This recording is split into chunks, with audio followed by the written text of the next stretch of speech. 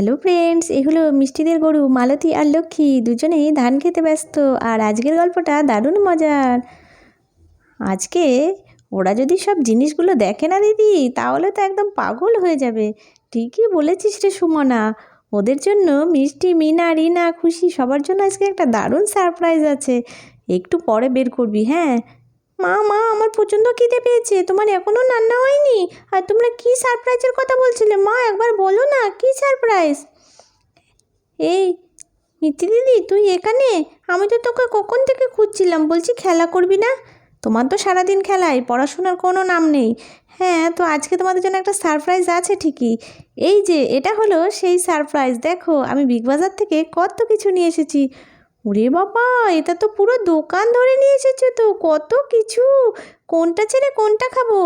না না, কোনটা ছেড়ে কোনটা খাবো সেটা বললে তো হবে না, কারণ এগুলো সব তো তুমি একা খাবে না। সেটা তো আমি জানি, এগুলো সব আমি একা কী করে খাবো কাকিমণি? আমি তো জানি সবাই মিলে খেতে হবে।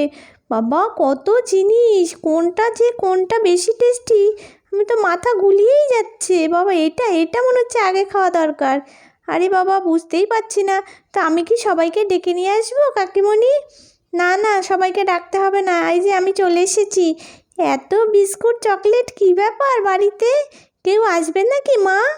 আরে কেউ আসবে না, মা বিগ বাজারে গেছিলো না, সেখান থেকেই তো এত কিছু বাজার করে নিয়ে এসছে। হ্যাঁ ঠিকই তো মা বিগ বাজারে গেল, আমাদের নিয়ে গেল না। আমরা গেলে কত মজা হতো বল গুড্ডি? না রে, ভালোই হয়েছে, বাড়িতে ছিলাম, ঠাম্মার সাথে কত গল্প করলাম।